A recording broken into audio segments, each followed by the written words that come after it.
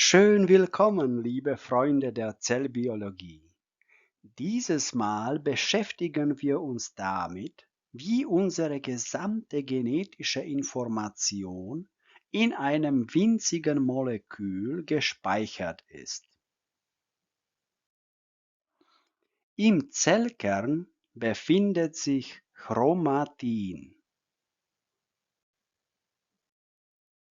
Und Chromatin, das ist DNA, RNA und Proteine.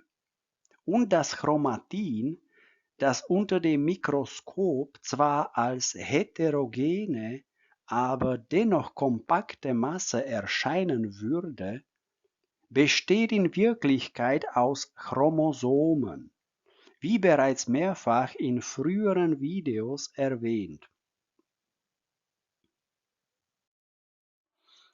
Ebenso haben wir über die räumliche Anordnung der Chromosomen im Zellkern gesprochen.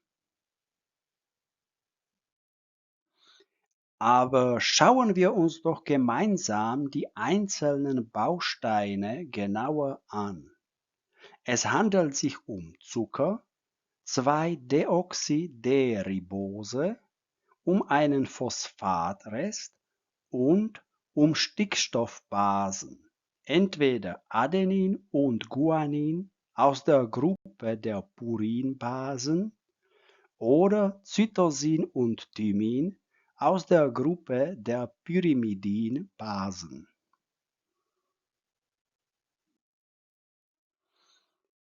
Wenn wir über Phosphatrest sprechen, meinen wir damit das Anion der Trihydrogenphosphorsäure, in der das Phosphoratom als fünfwertiges Atom vorliegt.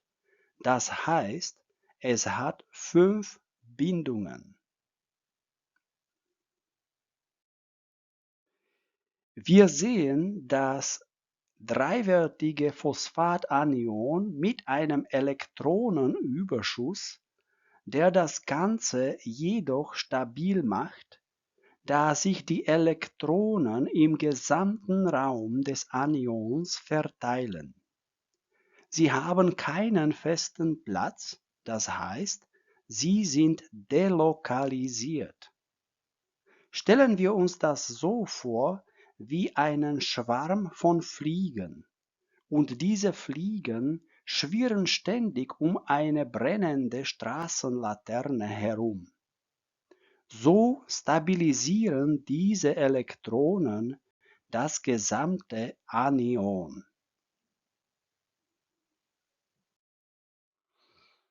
Das ist ein Modell des DNA-Moleküls.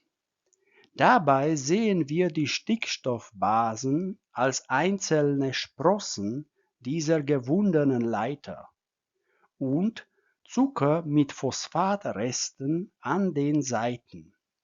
Man kann es auch mit einer Wendeltreppe vergleichen, bei der die Paare der Stickstoffbasen die Stufen darstellen, während die 2-Deoxyderibose und die Phosphatreste das eigentliche Geländer bilden. Eine Sache, die mir sehr am Herzen liegt: Bitte nicht Desoxy, sondern Deoxy. Denn am zweiten Kohlenstoffatom der Ribose eine Deoxidation stattfindet. Das heißt die Entfernung vom Sauerstoff. Beziehungsweise aus der Sicht der organischen Chemie handelt es sich um eine Reduktion, bei der die Alkoholgruppe weiter zu einem Wasserstoffatom reduziert wird.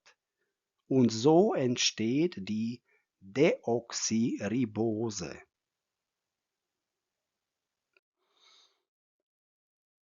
Die 2-Deoxyderibose ist weniger aktiv und daher stabiler als die Deribose, da gerade am zweiten Kohlenstoffatom ein Sauerstoffatom fehlt beziehungsweise die Alkoholgruppe zu Wasserstoffatom reduziert worden ist. Im Gegensatz dazu enthält die RNA eine Ribose, die über eine Alkoholgruppe am zweiten Kohlenstoffatom verfügt. Diese ist chemisch relativ aktiv. DNA dient der langfristigen Speicherung genetischer Information, während die RNA eher für eine kurzfristige und dynamische Aufgaben in der Zelle geeignet ist, zum Beispiel die Vermittlung genetischer Informationen für die Proteinproduktion an den Ribosomen. Eine weitere sehr interessante Tatsache ist das Vorhandensein von Wasserstoffbrückenbindungen. Das sind nicht kovalente Bindungen zwischen einem Wasserstoffatom und einem elektronegativen Element, also einem Element, das freie Elektronenpaare besitzt, wie beispielsweise Stickstoffatom oder Sauerstoffatom. Das Vorhandensein von Wasserstoffbrückenbindungen ist entscheidend für die Stabilität des gesamten DNA-Moleküls, da es über die gesamte Länge der DNA eine enorme Anzahl dieser Wasserstoffbrückenbindungen gibt. Zum Vergleich: Wasserstoffbrückenbindungen zwischen Wassermolekülen links und zwischen den Stickstoffbasen der DNA rechts. Zwischen Adenin und Thymin gibt es 2 Wasserstoffbrückenbindungen und zwischen Guanin und Cytosin 3 Wasserstoffbrückenbindungen. Wenn man das mit etwas vergleichen möchte, nehmen wir als Beispiel diese Wassermoleküle.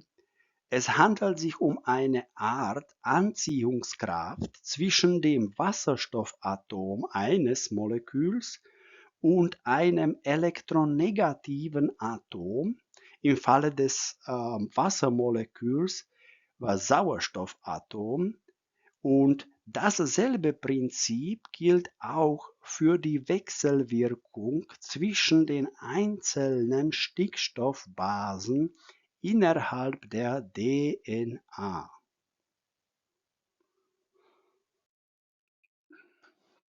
Die freien Elektronenpaare der Sauerstoffatome und Stickstoffatome.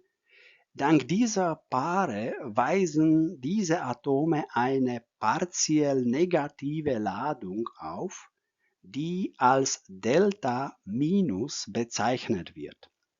Somit können auch zwischen diesen Wasserstoffbrückenbindungen entstehen, was auch tatsächlich der Fall ist.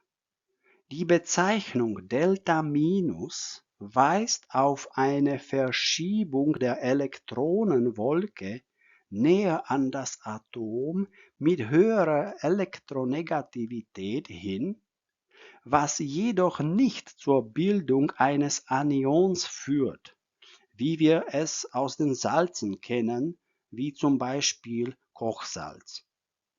Nein, es kommt nur zur Verschiebung der Elektronenwolke. Und das ist das Modell des DNA-Moleküls. Dabei sehen wir die Stickstoffbasen als einzelne Sprossen dieser gewundenen Leiter, wie bereits besprochen, und Zucker mit den Phosphatresten an den Seiten. Und man kann es ebenfalls auch mit einer Wendeltreppe vergleichen, bei der die Paare der Stickstoffbasen die Stufen darstellen und 2-Deoxyderibose und Phosphatreste das Geländer bilden. Wie hier noch einmal DNA-Molekül verglichen mit Wendeltreppe. Was ist Take-Home-Message von unserem heutigen Treffen? Der Zellkern beinhaltet Chromatin. Chromatin ist die Masse, aus der die Chromosomen bestehen. Chromosomen haben einen genau definierten Ort im Zellkern. Die genetische Information innerhalb eines Chromosoms wird in der DNA gespeichert. Die Struktur der DNA erinnert an Doppelhelix, etwa wie Wendeltreppe. Die Grundbausteine Zucker, Phosphatreste und stickstoffhaltige Basen. Die DNA enthält Deoxyderibose als Zucker. Zur Stabilität der DNA trägt eine enorme Anzahl von Wasserstoffbrückenbindungen zwischen einzelnen Basen bei.